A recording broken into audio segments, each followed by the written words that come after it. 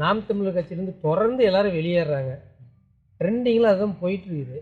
இதை பற்றி நீ என்ன நினைக்கிற? அவங்களுக்கு என்ன பண கஷ்டமோ வேறு கட்சியில் போய் பொறுக்கி திங்க போகிறாங்க, அப்படிதான் நடக்க போகுது. இல்லை, திடீர்னு போகிறதுக்கு என்ன காரணம்? அவங்களுக்கு தான் என்ன பண கஷ்டமோ தெரியலையே. அப்படி இல்லை தம்பி, அண்ணனுக்கு ஆல்ரெடி எல்லாம் நியூஸ் போயிடுச்சு. இங்கே யார் யார் என்னென்ன பண்ணுறானுங்க, கட்ட பஞ்சாயத்து பண்ணுறானுங்க, எவன் திருடி திங்குறான், இவன் மேலே வந்து நீ நடவடிக்கை எடுக்கணும்னு.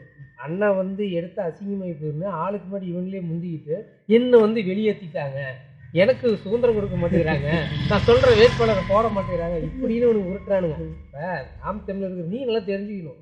இத்தனை நாளாக போகாதவன் எனக்கு சொத்து போயிடுச்சு, சுகம் போயிடுச்சு, எல்லாம் போயிடுச்சு, இந்த கட்சியாக எல்லாத்தையும் இழந்தோம்.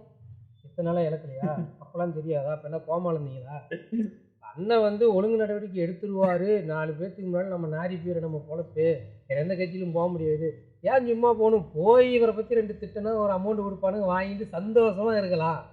அப்படி ஒரு மனக்கணக்கில் போகிறானுங்க. நாம் தமிழ் கட்சியோட கொள்கையும் இந்த மாவீரரை தூக்கி சுமந்துட்டு இருக்கிற இந்த மனசால் புலிக்கொடி தொட்ட வேறு எந்த கொடியும் தொடமாட்டான். அப்படி தொடறான் அப்படின்னா அவன் வயிற்று பிழப்புக்காக தன்னை மாற்றிக்கொண்டான், கேவலமான பிறவியாக மாறி இருக்கிறான்னா இது உதாரணம். இதுலேயும் தாவே கலப்பையும் இணைங்கிறான்னு எஸ்டப்டிங் போடுறான் பேர், கட்சியே காலியாக இருந்து. அப்படிலாம் இல்லை. நாங்கள் ஒன்றும் சும்மா இப்போ கட்சி ஆரம்பிக்கல, நேற்று ஆரம்பித்து இன்னைக்கு சிஎம் பதவிக்கு ஆசைப்படல. நாங்களாம் வந்து பெருங்கட்சி இருக்கிறப்ப ஆரம்பிச்சுங்க. அவங்களே நாங்கள் ஆட்டி ஒரு ஆட்டம் காண்றோம், அவங்க பேஸ்மெண்ட்டே உளுத்துறோம், விஜய் மட்டும் எதிர்த்துறோம். நீங்களே பூச்சாண்டி 400 அடித்தான். டேய், களத்தில் யார் இருக்கிறாங்க? எங்களோட சண்டை போடு, புரியுதா? அதனால் நாம் தமிழ் கட்சி கூடாரம் காலியாயிருச்சு, அவரை அழிச்சிடலாம், தனி மனித வளர்ச்சியை முடைக்கிறான்னு கனவே காணக்கூடாது. நீங்கள் எங்களை சீண்ட எங்களோட வளர்ச்சி பெரும் புரட்சியாக இருக்கும்.